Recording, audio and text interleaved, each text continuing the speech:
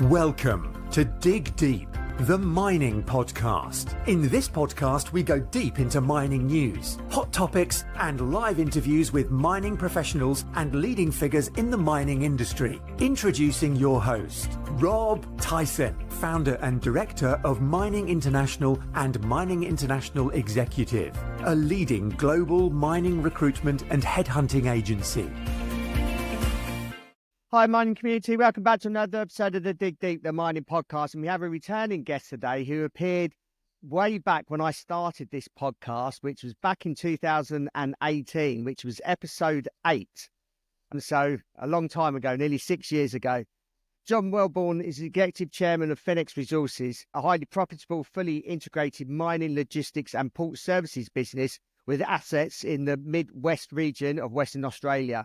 The company's flagship operation is their Iron Ridge iron ore mine, which is a premium high-grade, high-margin, direct shipping iron ore operation located 360 km northeast of Geraldton that hosts some of the highest-grade iron ore in Western Australia. John is a chartered accountant and a former professional rugby player and Wallaby, and he's developed his career in the mining industry for more than a decade, in executive management and board positions with a handful of companies.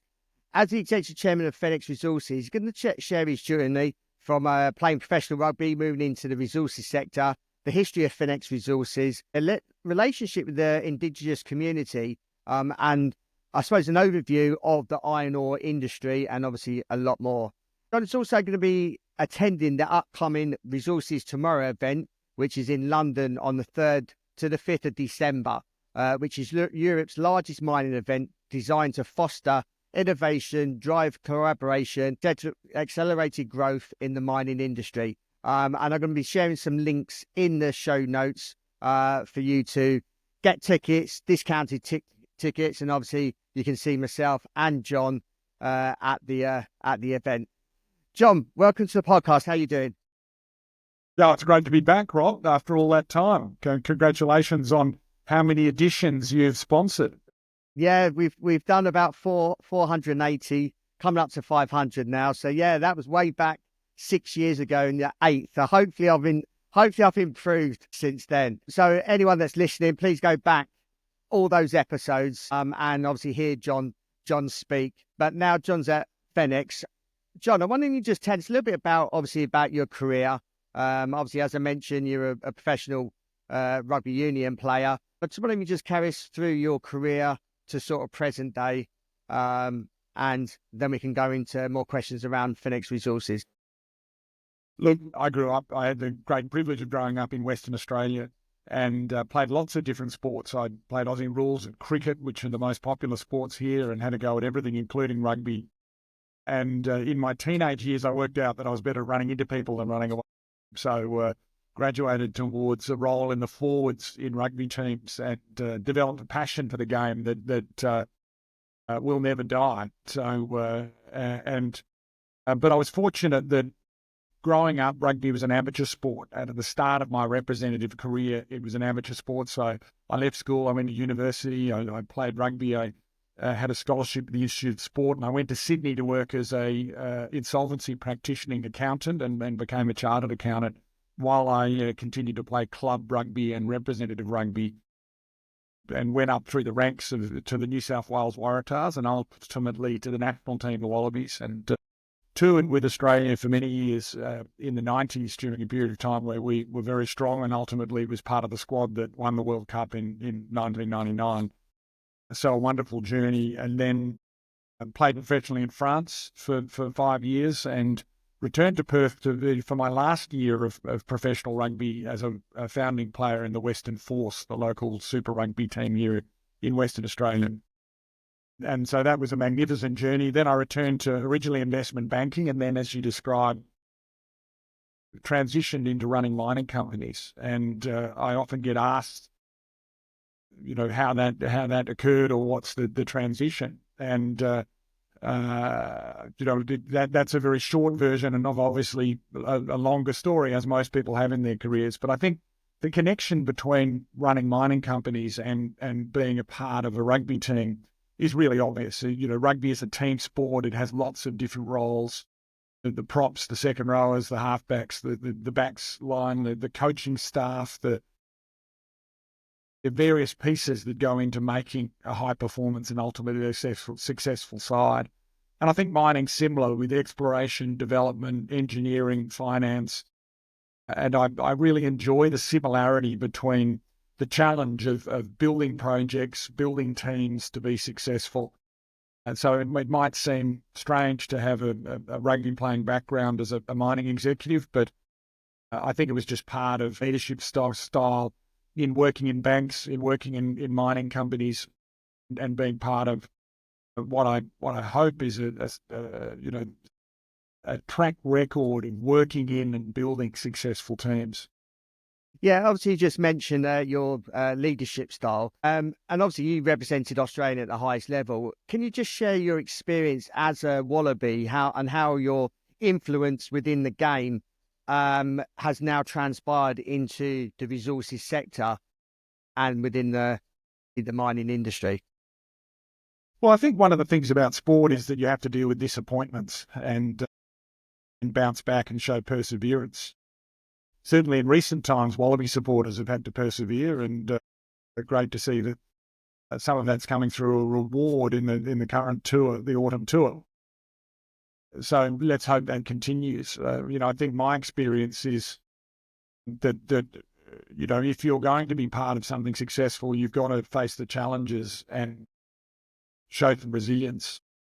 And then it's also managing differences. And what you set out to do is always changes a little bit. No game plan survives contact with the opposition.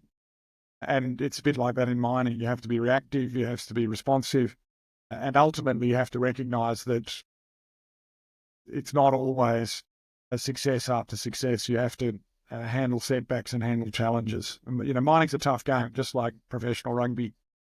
So that is an obvious similarity that I think has been one of the things that keeps me really motivated and excited. And certainly, the journey of Fenix and the team that I'm working in at the moment, I find as inspiring as working with the great athletes and the great coaches that I was fortunate enough to play with when I was with the Wallabies. Can you, one of you, just provide us a background of Fenix Resources, and I suppose what ultimately led you to take on the role with the company, and also what excites you about the position you're playing within the company? Look, you described it in the introduction. Fenix is an iron ore producer. We have expanding rapidly in the Midwest of Western Australia, which is a unique jurisdiction for iron ore mining. But to step back a bit, what really attracted me originally to Fenix was watching their success and distinguishing themselves as an emerging explorer developer. There are literally hundreds of ASX listed juniors exploring and completing feasibility studies, and all of them are claiming and presenting to investors that they have a pathway into production. And that's when I first came across Fenix. I've always been interested in small-scale iron ore developments. And Fenix published a feasibility study in 2019 around developing a 1.5 million tonne a year project at Iron Ridge. And I read the feasibility study and was somewhat sceptical of the chances of the company. And then next time I looked, it seemed a blink in time, they were in production. And that really got my attention. So I acquired some shares in the company. I got to know the board and management. And ultimately that led to me joining the company originally 3 years ago in a non-executive capacity, and then taking on the role several years ago as executive chairman. And so what motivated that was an increasing interest and belief that there is a role for small-scale bulk commodity producers in opening up new regions. It's something that I tried to do in Africa. I didn't believe at that time when I first went to Africa that those opportunities still existed in advanced and developed mining jurisdictions like Australia, and particularly Western Australia. And it's been really exciting and incredibly fulfilling to recognise that they are. And the Midwest of WA is an amazing jurisdiction where billions of dollars have been invested in exploring, discovering and defining iron ore resources that have really been waiting for the development of large-scale railway and port infrastructure to monetize them. And in that regard, it is similar to the big deposits and some of the projects I've worked on in Africa and the famous large commodity projects in Africa, where huge capital is required to develop modern railway systems and modern. What Fenix has done is show that you don't have to. You can get ahead starting on a small project and build. So we haul our iron ore 500 kilometres on public roads using quad road trains. We've developed our own port facilities, which we own and control, and we're a miner. So we have 3 distinct business units. We mine, we haul, and we do our own port logistics. It's a wonderful platform for growth. So you mentioned the Iron Ridge mine. We've just celebrated our 5 millionth tonne, very consistent. We're mining the highest grade iron ore body on mainland Australia. And we're using that as a springboard to, in the next 6 months, successfully triple our production, in that we're adding the Shine Iron Ore mine and our third mine, Beebyn W11. So Fenix developed Iron Ridge as a greenfields project. We've just recommissioned the Shine Iron Ore mine, a mine that we acquired, which was on care and maintenance.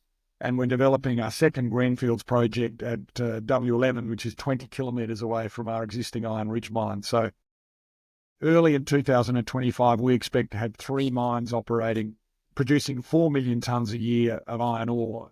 So we've been very profitable since we got into production 3 years ago. And that cash flow generation and impressive profitability and margin, I think, will be rewarded by investors in a re-rate based on tripling production. I think that's something that would interest listeners and potential investors who have dialed into this podcast. Yeah. Obviously, you're operating in a remote part of Western Australia, which obviously represents a lot of unique challenges. Just wondering if you just tell us some of the logistical and operational hurdles that you've faced on site and how you've adapted to overcome some of those challenges. Well, we do have some challenges in the Midwest, but for someone who's operated extensively in Western Central Africa, I'm delighted to be operating a project that I could get in my car now and drive to, and several hours I'll be there. So the biggest isolation challenge we have is being 500 kilometres away from the port of Geraldton. And we've developed a unique haulage system through our new haul business. It was originally set up as a joint venture, and then we acquired the entire business because it has been phenomenally successful. So, our biggest challenge, and the biggest challenge of any bulk commodity producer, is logistics and haulage and access to cost-effective transport. And so we're setting new standards in road transport through our new haul fleet. And then we build and operate our own camps, and we have a unique focused team workforce, and we're unlocking the value of these isolated deposits by not requiring a railway, but delivering, in our case, lower than the comparable rail costs by high technology, very efficient road transportation. Obviously, the mining industry is rapidly evolving with new technologies. How's Fenix integrated technology into its operations to boost efficiency and safety? And are there any innovation tools or techniques that stand out as game changers for yourself? Our biggest cost component is haulage. So if you go back to our original feasibility or look at our C1 cash costs for Iron Ridge, half of our cost component is road haulage. So by far the biggest cost. And that's where our biggest technology gains have been. We use a number of AI-generated technologies to manage the maintenance of the fleet, looking at heat and tire pressure so that we can look for risk areas in our rolling stock. And particularly in driver management, fatigue management, and we have a 24/7, 365-day a year supervisor of our fleet that's looking in real time at all the drivers, their speed, their fatigue indexes, where they are on the road, how the truck's performing, And that's really around, obviously, health and safety, but it flows all the way through into fuel efficiency and utilisation factors. There's a number of, we also have a state-of-the-art driver simulator, which is something we've taken from the airline industry in order to train and refine the techniques on our drivers. So it's a good example of an industry that's very mature. There are lots of haulage companies, Australia and the world. They all have access to the same technology, but we're utilising really the front-end technology to almost halve the cost compared to some of our competitors. And we're looking to increase that. So the next step of that technology is to look at hybrid fuels, hydrogen direct injection as an alternative to diesel, lowering our carbon footprint, lowering our cost. And so we'll continue to be relentless in looking at where technology can provide a safety advantage and a cost advantage to our operations. Community relations and partnerships with Indigenous groups are obviously crucial for sustainability of mining projects. How does Fenix approach these relationships and steps, and obviously steps you take to ensure that local communities benefit from what you're doing within the region? It's an intrinsic part of our business at every level. So we really feel that we're a partnership business, most obviously with the traditional owners of the land in which we operate, but also with pastoralists, with government, the other mining companies, and obviously local communities. And our approach to that is to look, obviously, and be very direct and very simple about what drives that partnership. We mine in a very sensitive area, and in fact, the Iron Ridge mine is located very close to the oldest known human extraction of resources in the world. The local Wodjiri Yamaji people, the traditional owners of the World Range, were mining ochre from the hills in and around Iron Ridge at least 30,000 years ago. So that's significantly older than the oldest tin mines in Cornwall or any other human extraction of gold or artisanal operations anywhere in the world. So it's a very sensitive area, and we have to be very careful about protecting that heritage. And so we work very closely with traditional owners and have developed mutual respect for how we operate and how we protect areas of heritage. And then we also, we operate 60-metre long, 200-tonne road trams on public roads, over 500 kilometres. So there are lots of local communities and towns and businesses that we are driving through and around on that journey. And it's important that we communicate with them, we manage, we explain what we're doing, and we listen. And I think that's probably an important answer to your question is communication it requires delivery of information, but also receipt. And so we try and listen, we listen to the regulators, and we try and work in a very open and transparent way with partners. Now, in the modern ESG world, every company says the same thing. But I think if you look at Fenix and look what we've achieved in the timeline of our development of greenfields projects, I think we can, rather than just say we talk about it, we actually deliver.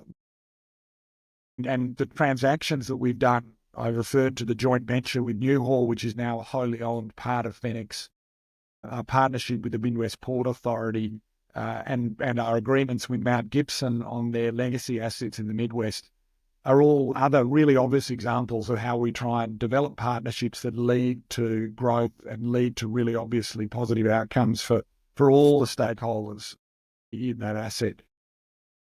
Also, I hope to do that for the local communities in which we operate. The obvious example, and as well to answer your question, is we've created more than 200 jobs in the Midwest. So we're employing, obviously, mining teams, we're employing drivers, and we do a lot of work to make sure that where we can, those employees live and work in the area where we're operating. So obviously we have a fly-in, fly-out element of our workforce, but compared to most miners, we really minimise that. So we have one of the highest Indigenous employment ratios in the mining industry of Western Australia, and we also have a lot higher localised workforce. And I think that flows through into a number of really direct community benefits. Certainly. Every leader in the mining industry has their own perspective on how things should be done. What What is one view or a belief you hold that others may not hold and obviously disagree with? I just wonder if you just give us any particular examples of such cases. Well, I think as I get older, Rob, I try and agree with people and disagree with them. But I think one of the values of Fenix that is we really try and employ is simplicity. I don't think it's necessarily a view that people would disagree with, but I certainly think a lot of activity in the industry is complex and lends itself to greater and greater complexity. And we really try and keep things really simple. And that flows through onto being really direct and transparent within our partnerships, but also looking at what is the nature of each activity we do and trying to look at its fundamental intrinsic simplicity and deliver those outcomes. I think that's an element of Fenix that actually is a unique differentiator.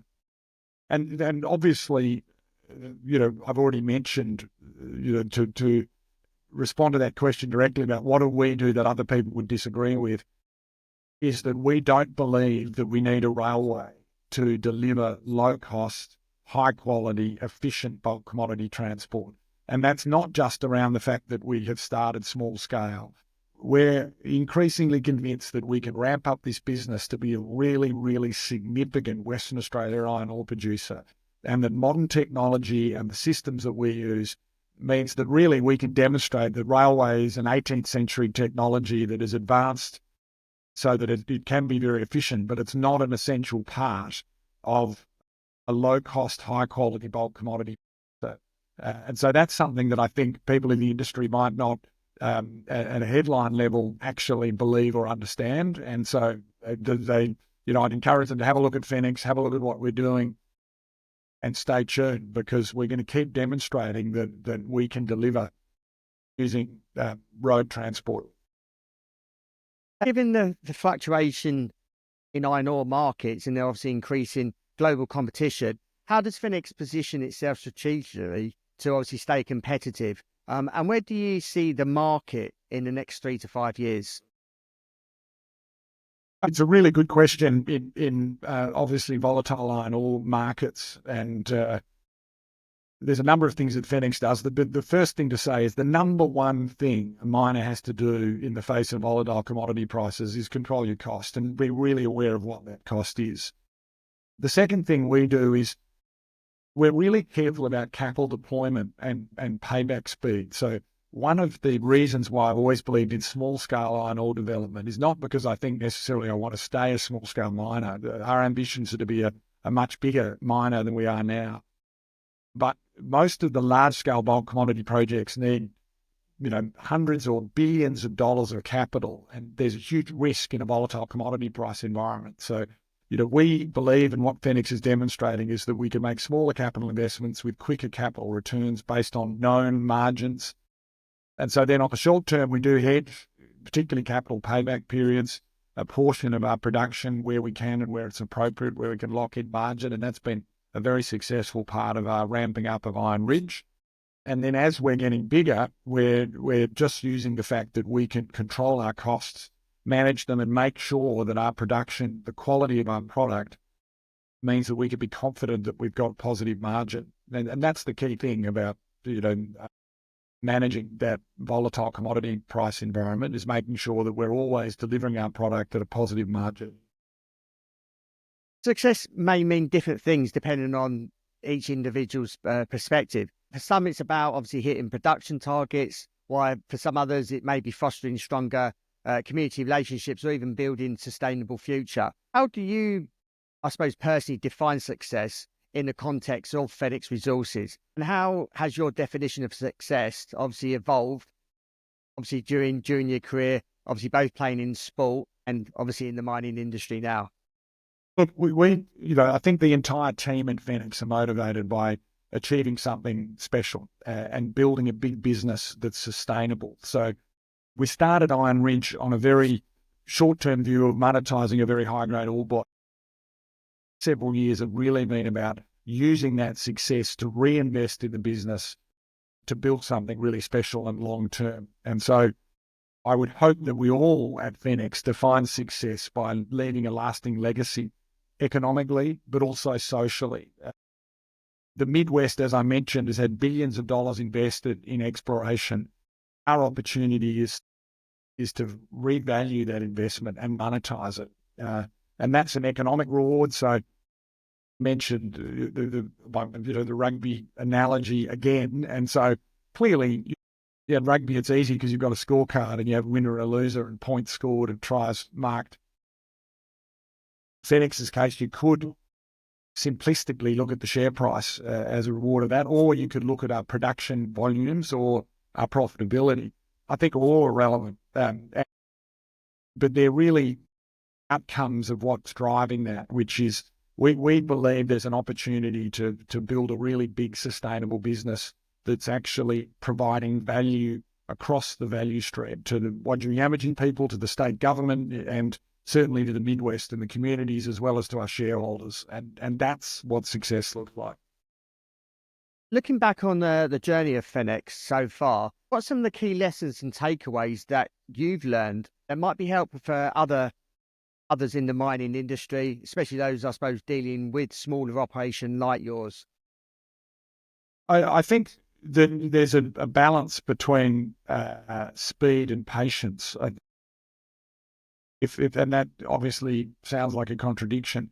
Our business is largely at the moment developing greenfields projects. We want to be a miner of iron ore in the Midwest and protect other commodities. And so we have to be efficient with transport, efficient with port, but also efficient with going through the approval process, which is increasingly challenging.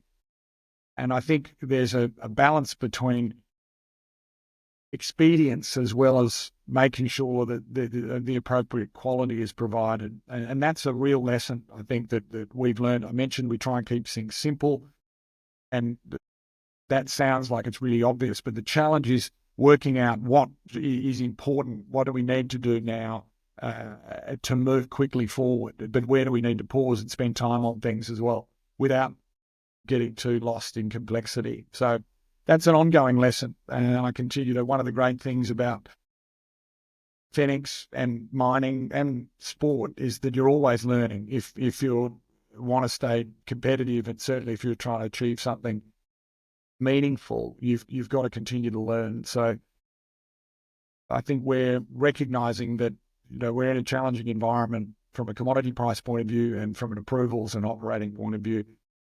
But certainly, we've started in almost every way, coming out of Africa and the challenges of those jurisdictions and working in Western Australia is a great, is a wonderfully advantageous and good mining jurisdiction to work in. And so, what we're learning is to keep things simple and to balance the need for speed with the need for quality. Yeah. I mean, a couple of times you referred to obviously the importance of teams, both obviously in sport and business. Just wondering if you just tell us a little bit about the management team and obviously the key people at Fenix that has obviously made the company what it is today, the success that you've achieved. Yeah, sure. So, my fellow executive director at Fenix is Craig Mitchell. He is the founder of Newhall, and before founding Newhall, he was a former Australian Entrepreneur of the Year as the founder of Mitchell Transport, a business that was phenomenally successful that he ultimately sold to a national logistics group, and was the driver of the joint venture with Fenix that I described, and is now a wholly owned part of Fenix. Craig is a large shareholder and the executive director of Fenix and the CEO of Newhall. So he's got a lifelong business experience in logistics and transport and the mining industry, and is a key part of it. The board is made up of Gary Plowright, who's one of the original vendors and has worked in the iron ore industry in Western Australia for several decades, very experienced, and a founding director of the company. And Shannon Coates, who was originally our company secretary and has joined the board of directors. And so we've got a really focused board. All the board are shareholders and very much think like owners of the business. The executive management team, Scott Pileggi is our general manager of Iron Ridge. Reece Olney is the general manager of our Cheyenne Iron Ore Mine. They're two very experienced mining managers. And here in the Perth office, we have Stuart Osmeyer, our Chief Financial Officer, and Adrian Third as our commercial operator, and Goran Seat, who's our projects officer. And that's really the Fenix operating team looking after the integration of our mining business, our transport business, and our port business. And then within Newhall, there's a really strong team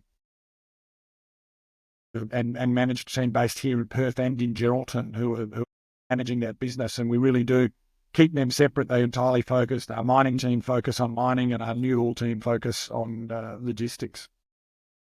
Lastly, what's the outlook for sort of the next 6 to 12 months for Fenix Resources?